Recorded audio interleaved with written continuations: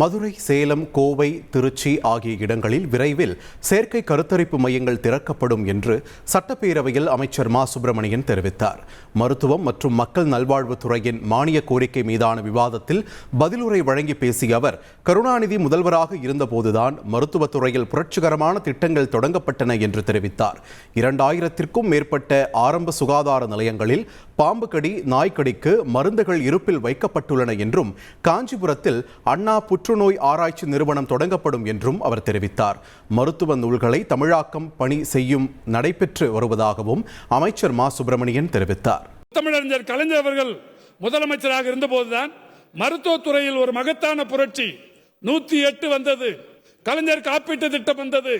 உறுப்பு மாற்று அறுவை சிகிச்சைகள் நடைபெற்றது. அவர் முதலமைச்சராக இருந்தபோதுதான் வருமுன் காப்போம் என்கின்ற மருத்துவ முகாம்கள் நடத்துகிற திட்டம் வந்தது. கலைஞரின் வருமுன் காப்போம் திட்டத்தால் பயன்பெற்றிருப்பவருடைய எண்ணிக்கை 52,88,102 பேர். செயற்கை கருத்தரித்தல் மையங்கள், புற்றீசல் போல் தனியார் கருத்தரித்தல் மையங்கள் லட்சக்கணக்கில் செலவிட வேண்டிய அவசியம் இருக்கிறது. தேவையான ஒன்றாகவும் இருக்கிறது.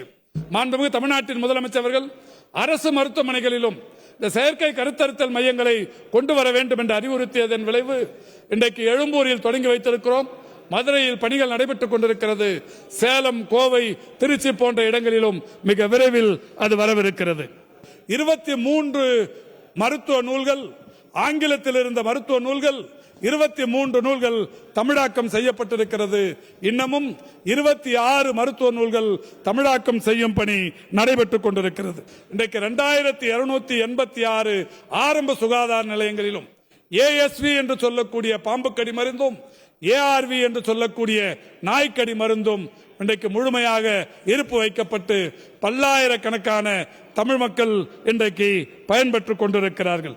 காஞ்சிபுரம் காரப்பேட்டை பகுதியில் 250 கோடியே 46 லட்சம் மதிப்பீட்டில் பேரறிஞர் அண்ணாவின் பெயரால் அண்ணா கேன்சர் ரிசர்ச் இன்ஸ்டிடியூட் மிக விரைவில் மக்களின் பயன்பாட்டிற்கு வரவிருக்கிறது என்பதை தெரிவித்துக் கொள்ளுகின்றேன்.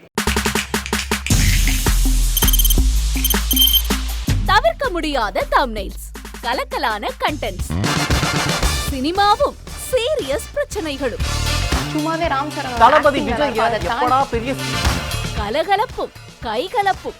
Me too love you. Thank you sir. Mass ஏத்துறது ஏற்ற தெரிக்குதனாலே டன் தான். பிரேக்கே இல்லாமல் பிரேக்கிங் நியூஸ் சொல்லும் தந்தி டிவி ஆப். இன்ஸ்டா தலைமுறை வரை இறங்கி அடிக்கும் தந்தி டிவியின் டிஜிட்டல் எக்ஸ்க்ளூசிவ். பாடி காமிச்சீங்க. அது அதை விட மோசம். இல்ல பாடி காமிச்சீங்கன்னா அது இன்னும் வெரி பேட். தந்தி டிவி ஆப்பை இலவசமா டவுன்லோட் செய்யுங்க. ஃபாலோ பண்ணுங்க, சப்ஸ்கிரைப் பண்ணுங்க, என்ஜாய் பண்ணுங்க.